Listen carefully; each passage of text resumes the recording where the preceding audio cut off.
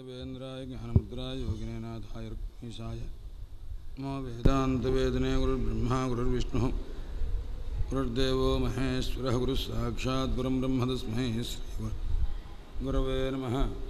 श्रीकामकोटिपीठप्रभवः श्रीचन्द्रशेखरयतीन्द्राः सर्वमतभक्तवन्दितचरणाब्जाः ज्ञानदाश्च विजयन्तेदारान् विधेः उदारान् करुणापूरान् कराब्जधृतकीरान् हीरालङ्कृत हारान् जगदाधारान् विभावये धीरान् अष्टादशपुराणानां कर्तारं च महामुनिं ब्रह्मसूत्रप्रणेतारं सत्यवतेष्णु व्यासाय विष्णुरूपाय व्यासरूपाय विष्णुवे नमो वहे ब्रह्मणे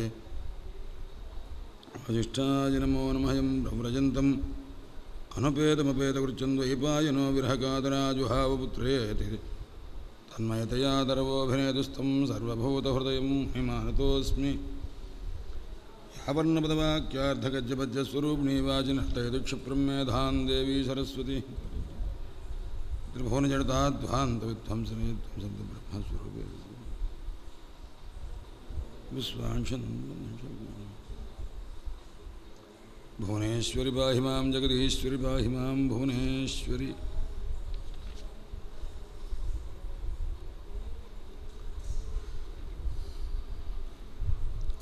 సద్గురు పరదేవతా కృపచేత ఈ గురువాయూరు మహాపుణ్యక్షేత్రంలో ఆ శ్రీకృష్ణ స్వామివారి యొక్క అనుగ్రహం చేత ఈ సప్తాహంలో 4వ రోజుకు చేరుకున్నాం. నిన్నటి రోజున నృసింహావిర్భావ పర్యంత కథ యథాసంభవంగా చెప్పుకోవడం జరిగింది. నృసింహస్వామి స్తంభోద్భవుడై వచ్చి ప్రహ్లాదుని రక్షించి హిరణ్యకశిపుని సంహరించి మహా ఉగ్రమైనటువంటి రూపంతో ఉన్నారు. ఆ ఉగ్రమైన రూపాన్ని చూచి అందరూ భయపడ్డారు.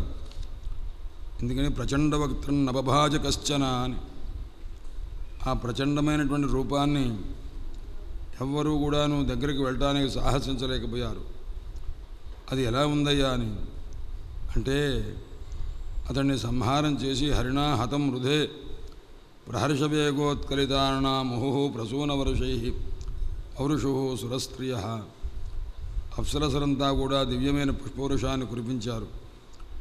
అక్కడ వచ్చినటువంటి బ్రహ్మాది దేవతలంతా కూడాను మూర్ధనా బుద్ధాంజలిపుట ఆశీనం తీవ్రతేజసం ఈడిరే నరశార్దూలం. ఆయన సంహారం చేసిన తర్వాత నృసింహస్వామి వారు వెంటనే ఆ హిరణ్యకశిపుడి యొక్క సింహాసనం మీద కూర్చున్నారట. ఎందుకు కూర్చున్నారంటే దానికి 2-3 రకాల అర్థాలు చెప్తారు. ఎప్పుడైనా సరే అక్కడ చూడంగానే ఏమిటా అటు ఇటు చూశారట. హిరణ్యకశిపుడి సింహాసనం చూశారట. ఎంత అద్భుతంగానో కనిపించిందట. వరే వరే వరే ఎంత అద్భుతంగా సృష్టించాడు వీడు, తయారు చేశాడు వీడు, దీని మీద కూర్చోవాలి అని మనస్సు కలిగిందిట. అందుకోసం కూర్చున్నారయ్యా అన్నారు. లేదండి స్వామివారికి అంతకంటే సింహాసనం లేదా, పెద్దవి బోళ్ళున్నవి.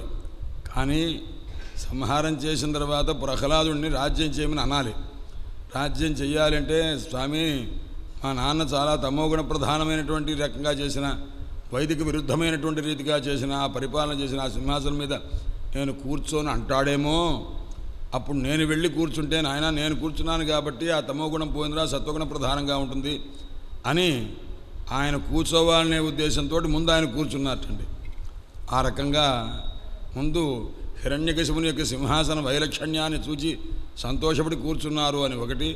తర్వాత ప్రహ్లాదుడిని మళ్ళా పట్టాభిషిక్తుని చేయడానికి అంగీకరింపజేయాలని 1-2 రకముల అర్థం చెప్తూ ఉంటారు. అయితే అప్పుడు వెంటనే ఆ దూరంగా ఉండి వాళ్ళంతా తీవ్ర తేజస్సు కలిగినటువంటి తీక్షణమైన తేజస్సుతో ఉన్న నృసింహస్వామి వారి సమీపానికి వెళ్ళటానికి ఎవ్వరూ కూడా ధైర్యం చేయలేకపోయారు. పుష్పవృష్టి కురిసింది. ఆ సందర్భంలో దేవతలు మొదలైన వాళ్ళు మొత్తం 17 వర్గాలు, 17 అంటే రకం 17 గుంపులుగా తయారయ్యారు. పురుషులు, దేవతలు, అప్సరసులు వీళ్ళంతా కూడా కిన్నరులు, కింపురుషులు, మునులు, విద్యాధరులు వీళ్ళంతా కూడా, బ్రహ్మదేవుడు, ఈశ్వరుడు వీళ్ళంతా, ఇంద్రుడు వీళ్ళంతా కూడా అందరూ కూడా ఆ చేతి మీద అంజలిపుటం పెట్టుకుని అంటే 2 చేతులు జోడించి నమస్కారం చేస్తూ ఒక్కొక్కళ్ళు ఒక్కొక్క రీతిగా స్తోత్రం చేశారు. మొట్టమొదట అందరికంటే పెద్దవాడు బ్రహ్మదేవుడు కాబట్టి ఆయన నమస్కారం చేసి నమోస్మి అనంతాయ దురంతశక్తయే విచిత్రవీర్యాయ పవిత్రకర్మణే విశ్వస్య సర్గస్థితి సంయమానుగుణై స్వలీలయా సందధతే అవ్యయాత్మనే అని నమస్కారం చేశాడు. రుద్రుడు వచ్చాడు. స్వామి, నేనే సామాన్యంగా ప్రళయకాలంలో మహాకోపంగా ఉంటాను నేను అనుకుంటున్నాను, కానీ నాకంటే చాలా భయంకరమైనటువంటి తీవ్రమైన కోపం మీరున్నారు. కోపకాలో యుగాంతస్తే హతోయం అసురో అల్పక. ఈ చిన్న అల్పక అంటే అతి చిన్నవాడైన అసురుని మీరు సంహారం చేశారు. తత్సుతం పాహి ఉపసృతం. ఆ ప్రహ్లాదుడు ఆయన కుమారుడు హిరణ్యకశిపుని కుమారుడు ఉన్నాడు, వాడు మీ దగ్గరికి వచ్చాడు. రక్షించండి స్వామి, భక్తంతే భక్తవత్సల. ఆ భక్తుడిని రక్షించండి, మీరు కోపం తగ్గించండి అని కోపాధిష్టానంగా ఉన్నటువంటి పరమేశ్వరుడే నృసింహస్వామి వారి కోపాన్ని తగ్గించమని అడిగారు. ఆ తర్వాత ఇంద్రుడు స్తోత్రం చేస్తున్నాడు. 8వ అధ్యాయం అండి, 42వ శ్లోకం. ఆ వరుసలో కొన్నే చెప్దాం. ప్రత్యానీతా పరమభూతా త్రాయితాన స్వభాగా దైత్యాక్రాంతం హృదయకమలం తద్గృహం ప్రత్యబోధి కాలగ్రస్తం కేదిమహో నాథ శుశ్రూషతాంతే ముక్తిస్తేషాన్నహి బహుమతా నారసింహాపరైక్యం. అయ్యా, మా కష్టాలన్నీ తీర్చి మళ్ళా మమ్మల్ని యథాసంభవంగా మేము మళ్ళా యజ్ఞములు యజ్ఞఫలాన్ని అనుభవించే రీతిగా మమ్మల్ని అనుగ్రహించారు. కాబట్టి నారసింహాపరైక్యం, ఇక ఇతరమైన వాడితో పని ఉంది స్వామి. ముక్తిస్తేషాం, నిన్ను ఆశ్రయించినటువంటి వాళ్ళకి మృత్యుభయం లేదు, మోక్షము సిద్ధము అని ఆ రకంగా ఆయన మరలా స్తోత్రం చేశారు. ఆ ఋషులంతా కూడా స్వామి, మా తపస్సు నీవే, పరమాత్మాధ యదాత్మతేజో ఏనేద మాదిపురుషాత్మగతం ససర్జ అని మమ్మల్ని రక్షించవలసింది అని చెప్పి అన్నారు. అలాగ పితృదేవతలు, సిద్ధులు, విద్యాధరులు అనేక మంది అన్నారు. అందులో కిన్నరులు మొదలైన వాళ్ళు కూడా అన్నారు. కింపురుషులు ఒక అందమైన శ్లోకం చెప్పారు. 53వ శ్లోకం. స్వామి, వయం కింపురుషాః, మమ్మల్ని కింపురుషులు అంటారు స్వామి. త్వం మహాపురుష ఈశ్వర, నువ్వు మహాపురుషుడు స్వామి. ఈ చనిపోయిన వాడు కుపురుష, కుత్సితుడైన పురుషుడు స్వామి. మేము కింపురుషులం, నీవేమో మహాపురుషుడవు. ఈ పోయినవాడు కుపురుషుడు, నష్టోధికృత సాధువిర్యథ అని ఆ రకంగా అందరూ కూడా ఒక్కొక్కరు ఒక్కొక్క రీతిగా స్తోత్రం చేశారు.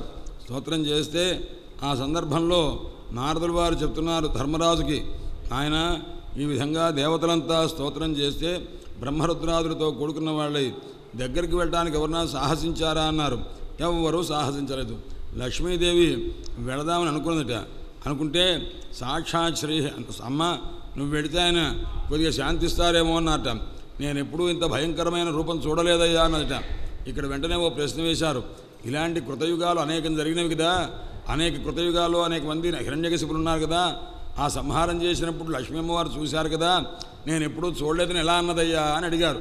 అంటే ఇదివరకు కృతయుగం జరిగింది, ఇలా అనేక యుగాలు జరిగినాయి, అనేక నృసింహావతారాలు చూచుంటుంది ఆమె, చూడలేదని ఎలా అంటున్నది ఏనన్నారు.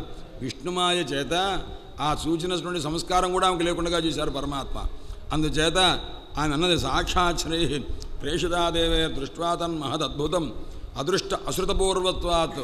ఆ పరమాత్మ యొక్క మాయ చేత నేను ఎప్పుడు మా వారు ఇలా ఉండంగా చూడలేదయ్యా, వినను కూడా లేదయ్యా అని చెప్పి అదృష్ట అశ్రుతపూర్వత్వాత్ సా నోపేయాయ శంకిత అని. అప్పుడు చివరికి ఆ బ్రహ్మదేవుడు ప్రహ్లాదుని పంపించారట. బ్రహ్మ అవస్థితమంతికి, నాయన ప్రహ్లాద, నువ్వు సమీపించరా అబ్బాయి, ఎందుకంటే ఈ కోపానికి కారణం ఏంటో తెలిసిన, మీ నాన్నగారి మీద కోపం చేతనే ఆ కోపం మీ నాన్నగారి సంహారం చేసినా ఆ మహానుభావునికి ఆ కోపం అలాగే ఉంది. కాబట్టి ఆ కోపం మీ నాన్న వల్ల వచ్చింది కాబట్టి మీ నాన్న ఇప్పుడు లేడు, అందువల్ల నువ్వే తగ్గించాలి నాయన అని చెప్పి స్వపిత్రే కుపితం ప్రభుం తథేతి, అలాగేనండి అన్నాడు. అంతే తప్ప నాకు భయం వేస్తున్నాను అల్లా.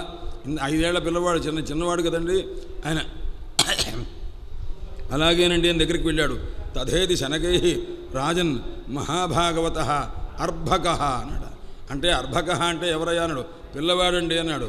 అంటే పిల్లవాడు కాదండి, కహ అర్భ యశ సహ అర్భక అనమాట.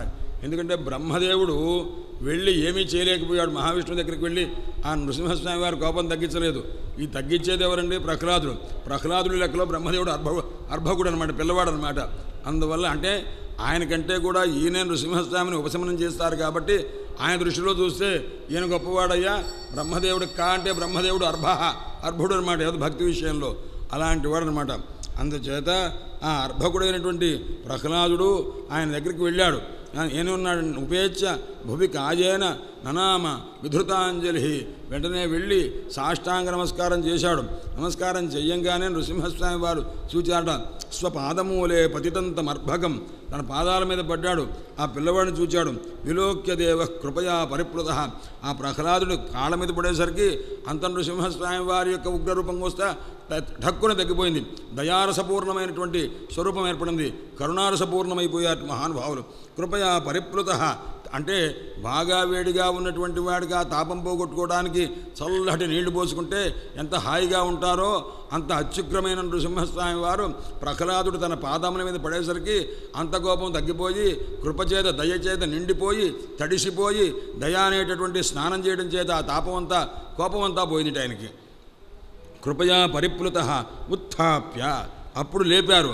తచ్చీర్షణి, అతని శిరస్సు మీద అదధాత్కరాంబుజం, ఆ దివ్యమైనటువంటి పదం ఆ హస్తపద్మాన్ని ఉంచారట. అది ఎటువంటిదయ్యా ఆ హస్తము అన్నారు. కాలాహి విత్రస్త ధియాం కృతాభయం అని అనమాట. అంటే మృత్యుభయము లేకుండా చేసేటటువంటి అభయాన్ని కలగజేసే హస్తమయ్యా అన్నారు. అలాంటి ఆ హస్తాన్ని ఆ ప్రహ్లాదుని యొక్క శిరస్సు మీద ఉంచేసరికి ప్రహ్లాదుని యొక్క సర్వపాపాలు పోయినవయ్యా అన్నారండి. సహా తత్కరస్పర్శ అఖిల ధృతాఖిలాశుభ. ఇది శాస్త్రం అండి. ప్రశ్నలు వేయచ్చు, ఏమండి ఎంత గొప్పవాడు కాకపోతే ప్రహ్లాదుడు ఇక్కడ ఉన్నాడంటే ఉన్నాడు కదా పరమాత్మ, అలా ఉన్నవానికి పరమాత్మని ఇక్కడ ఉన్నాడంటే ఉన్నట్టుగా చేసుకున్నటువంటిగా పాపమే ఉందండి. ఇప్పుడు నృసింహస్వామి చెయ్యి నెత్తి మీద పెడితే అతనికి సహా తత్కరస్పర్శ ధృత అఖిల అశుభ. నృసింహస్వామి వారు ప్రహ్లాదుని నెత్తి మీద పెట్టగానే ప్రహ్లాదుని యొక్క అమంగళములు దోషములు అన్నీ పోయినవయ్యా అన్నాడు. అంటే ఉంటేగా పోవాలి, ఏమీ లేదు కదా ఆయనకి. ఎందుకంటే పరమాత్మ నిరంతరం ధ్యానం చేసిన వాడికి ఎందుకుంటుందండి? పరమాత్మ ప్రత్యక్షమయ్యాడు, స్తంభంలో ఉన్నాడంటే పరమాత్మ వైకుంఠంలోంచి పరిగెత్తుకుంటూ స్తంభంలో దాక్కొని రెడీగా ఉన్నారే, ఏ విధంగానండి ఇక్కడ అసలు అశుభాలే ఉన్నాయి కనుక అని ప్రశ్న వేస్తే ఆయన ఇందులో కూడా ఒక సూక్ష్మ పరిశీలన చేస్తే ఆయన మాతృదేవో భవ పితృదేవో భవ ఆచార్యదేవో భవ అని ఉందిగా. తండ్రి చెప్పిన మాట వినాలిగా. తండ్రి చెప్పిన మాట వినమని చెప్పింది ఎవరు? వేదం కదా. వేదం అంటే సాక్షాత్ విష్ణు స్వరూపమేగా. పరమాత్మ విష్ణు స్వరూపమైనటువంటి ఆ వేదం ఏదైతే ఉందో తల్లి మాట విను, తండ్రి మాట విను, ఆచార్యుడి మాట విను ఉందిగా. ఆచార్యుడైన చండామర్కుల మాట వినాలిగా. తండ్రి అయిన హిరణ్యకశిపుడు చెప్పిన మాట వినాలిగా. ఆ త్రైవిర్క ధర్మార్థ కామాలు ఇదే రామునికి ప్రధానమని చదవమంటే చదవాలిగా. చదవకుండా విష్ణుభక్తి కలిగి ఉన్నాడుగా.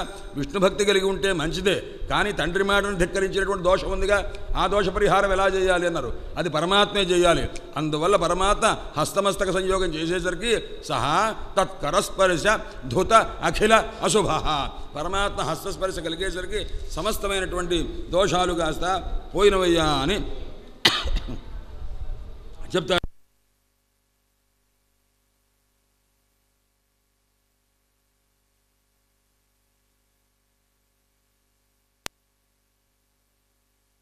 దధౌ హృష్యత్తను క్లిన్న హృదశ్లోచన.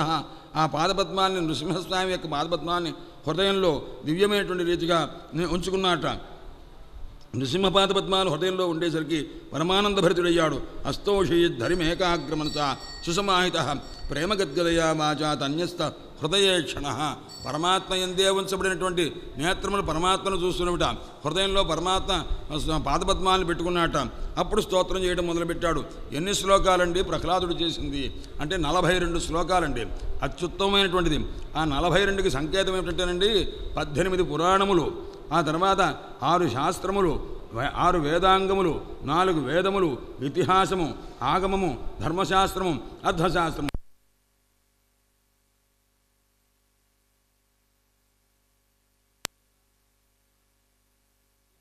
ఆగమము, ధర్మశాస్త్రము, అర్థశాస్త్రము మొత్తం కలిపితే 42. ఈ 42 విద్యలకు ప్రతీకగా 42 శ్లోకాలు చెప్పారట. అది వంశీధర శర్మ స్పష్టంగా రాశారు అన్నమాట. అందుచేత ఆ మహానుభావుడు ఆ రకంగా తర్వాత ధనుర్వేదం, ఆయుర్వేదం ఇవన్నీ అవి కూడా కలిపి చెప్తారమ్మా. అందుచేత ప్రారంభం చేసి చెప్తున్నారు. నాయన ఏమనంటే ఇప్పుడు బ్రహ్మాదయ సురగణా మునయోధ సిద్ధా సత్వైకదానమనయో వచసాం ప్రవాహై నారాధితం పురుగుణైరధునాభి విప్రు కింతోష్టుమర్హతి సమే హరిరుగ్రజాతే అని మొట్టమొదట స్వామి బ్రహ్మాది దేవతలంతా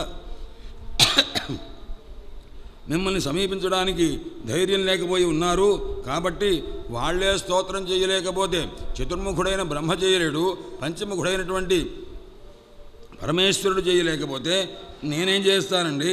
సిద్ధులైన వాడు మునులు ఎంతమందో ఉన్నారు, వాళ్ళంతా కూడా ఇటువంటి వారు సత్వగుణ సంపత్తి కలిగిన వాడు, సత్వ సంపత్తి కలిగినటువంటి వాడు అతి సావకాశంగా అనేక గంటల సేపు, అనేక రోజులు, అనేక సంవత్సరం పాటు మిమ్మల్ని స్తోత్రం చేయగలరు. అలాంటి వాళ్ళే ఏమీ స్తోత్రం చేయలేక మిమ్మల్ని సమీపించలేక ఎంతో దూరంలో ఉన్నారే. అలాంటి ఆ సందర్భంలో నేనేం చేస్తానండి?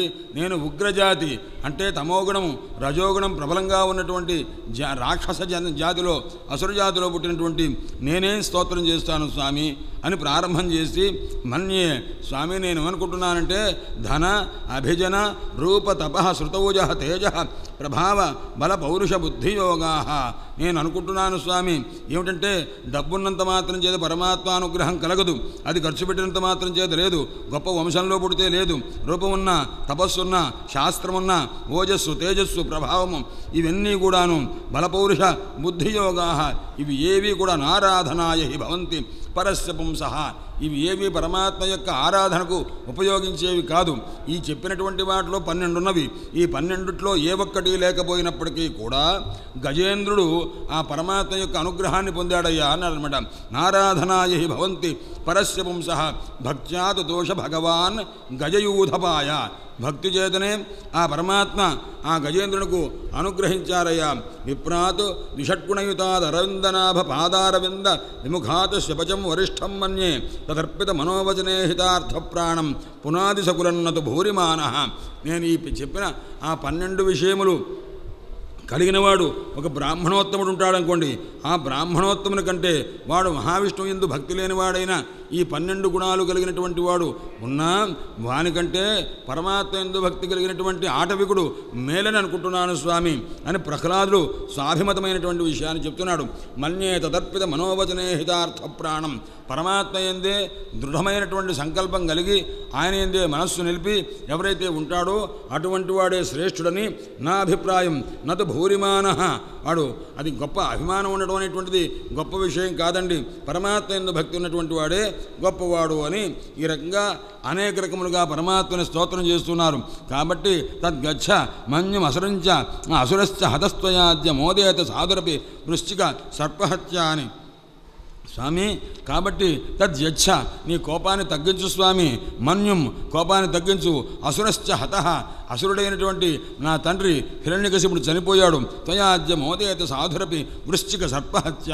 ఆయన ఎటువంటి వాడైనా సరే, ఎంత మంచివాడైనా, ఎంత సహనశీలుడైనా వృశ్చికం కానీ అంటే ఒక తేలు కానీ సర్పం కానీ చనిపోతే అమ్మయ్య పోన్లే అందరికీ క్షేమంగా ఉంటుంది అని అనుకుంటారు తప్ప ఇంకో రకంగా అనుకోరు. ఆ రకంగా నా తండ్రి చనిపోవడం లోకమంతా కూడా సంతోషిస్తున్నది. కాబట్టి లోకాశ్చ నిర్వృతిమితాః ఈ లోకమంతా కూడా ప్రజలంతా కూడా చాలా సంతోషంగా ఉన్నారు. ప్రతియంతి సర్వే సర్వరూపం నృసింహ విభయాయ జనాః స్మరంతి. వాళ్ళ యొక్క దుఃఖం పోయింది, వాళ్ళ కష్టం పోయింది, మళ్ళా యజ్ఞయాగాదులు హాయిగా చేసుకోవచ్చు, ఇంద్రాదులకు అవిశ్వస్తనేటువంటి సంతోషం వాళ్ళకి ఉన్నది.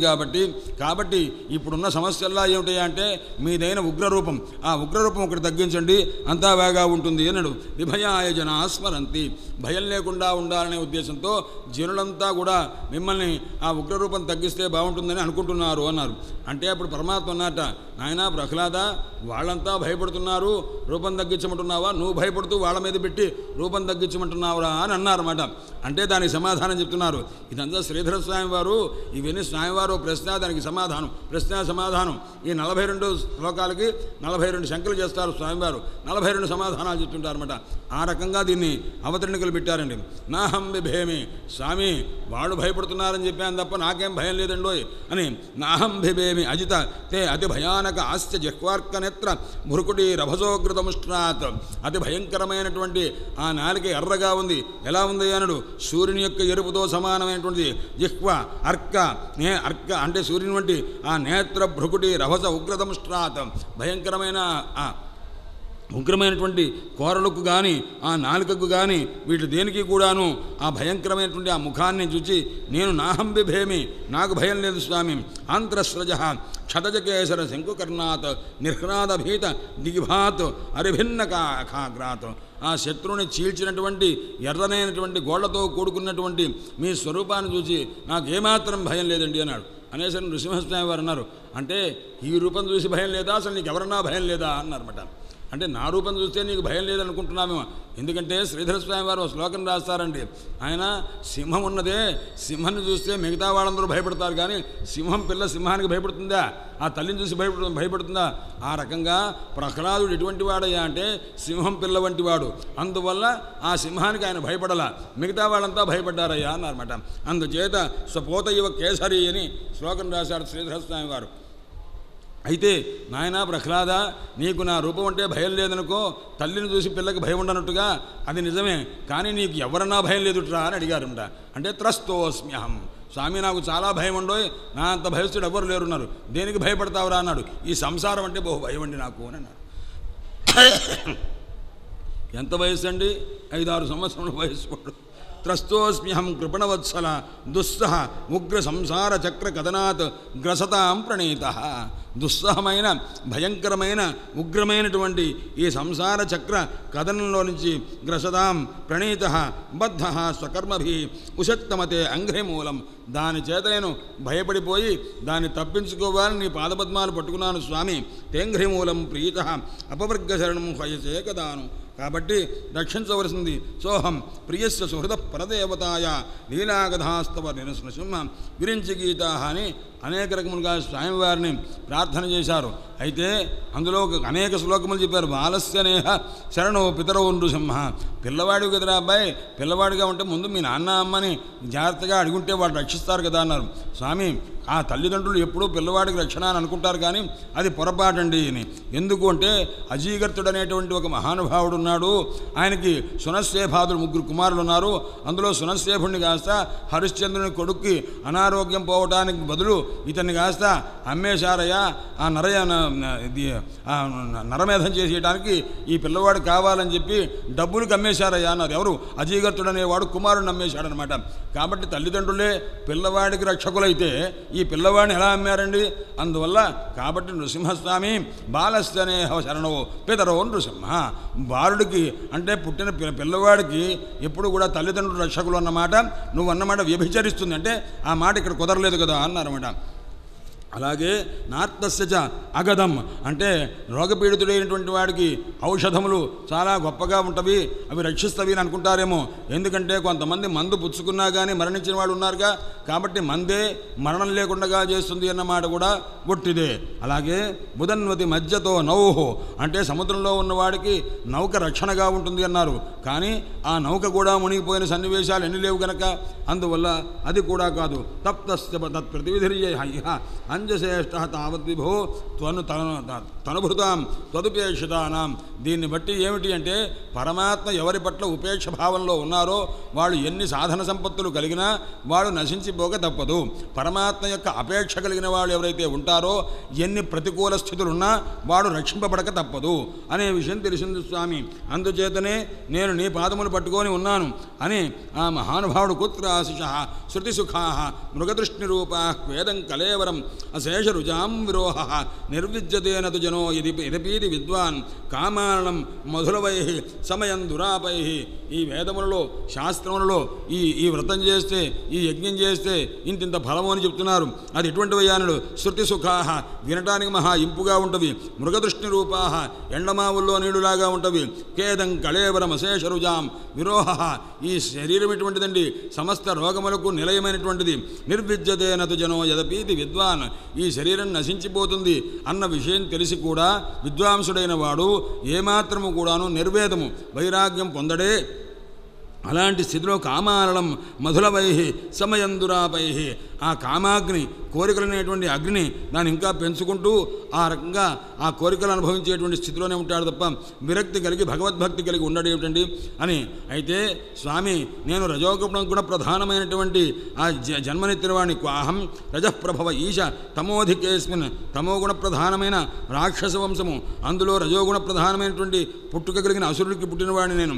జాతస్సురేతరకులే కొతవానుకంప అలాంటి హీనమైన అతి హీనమైనటువంటి రజోగుణ తమోగుణ ప్రధానమైనటువంటి నా జన్మ ఎక్కడ మీరు నన్ను అనుగ్రహించడం ఏమిటి నాకు అత్యాశ్చర్యంగా ఉంది స్వామి.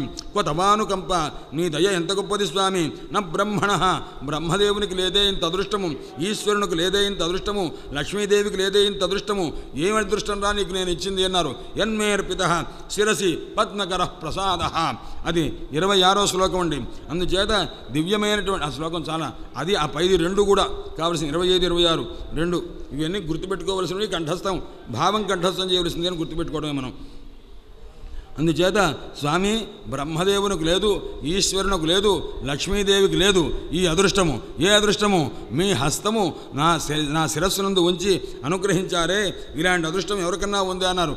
గోపికలకు కూడా లేదండి. గోపికలు అడిగి శిరస్సు మీద ఆ చెయ్యి వేయించుకున్నారు తప్ప. అందుచేత పరమాత్మ ఇలాంటి అనుగ్రహం చేసినటువంటి మీకు అనేక విధములుగా నమస్కారం చేస్తున్నానని. నైతన్మనస్తవ కథాసు వికుంఠనాద సంప్రీయతే దురితదుష్టమసాధు తీవ్రం కామాతురం హర్షశోక భయైషణాత్తం తస్మిన్ కథంతవ గతిం విమృశామి దీన. స్వామి నా మనస్సు ఎలా ఉంది అంటే నీ కథల యందు నైతన్మనస్తవ కథాసు వికుంఠనాద సంప్రీయతే నీ కథ విందామని అనుకుంటాను. కానీ ఈ మనస్సు బహు చంచలమై ఉంది, కోరికల మీద ఆసక్తి కలిగి ఉంది. నీ కథను వినేటటువంటి యోగ్యత లేకుండా చేస్తున్నది స్వామి. దురిత దుష్టం పాపమును చేసి దుష్టమైంది, అసాధువు తీవ్రమైనటువంటి కామాతురం హర్షశోక భయైషణార్థం ఈ రకంగా హర్షశోకాదులు